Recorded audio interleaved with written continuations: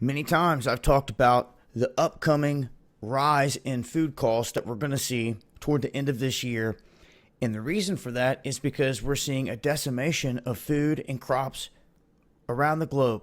It's not just in the United States, as we have talked about and seen with the flooding, the Missouri, the Mississippi, all the farmland, the cattle getting wiped out, the wheat, the corn, the soy. Only 30% of our corn this year has been planted in the United States. And now we see that from Australia to North Korea to Argentina, where I just put a video out on the other channel talking about what just happened down there. Over 1.5 million acres wiped out of farmland or crops that are either damaged or destroyed because of this crazy weather. Now, Australia is coming off of a 116-year drought, and they have imported wheat for the first time in 116 years, is what they're saying, because of the worst drought.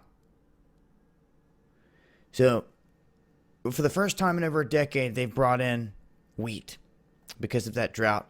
And the flood and the hail have damaged crops in Italy, decimating the watermelon and all the fruit that they were growing there. The planting in France has been slowed down by extreme cold temperatures. Severe drought is devastating the Yucatan in Mexico. Lowest rainfall in 100 years leaves millions at risk of starvation. Where? North Korea. How does this happen right over one little country? You think man might have a hand in it? I do. Now, cracks appearing in agriculture in Australia, the 1.5 million acres of crops destroyed in Argentina that I just mentioned, it just continues around the globe.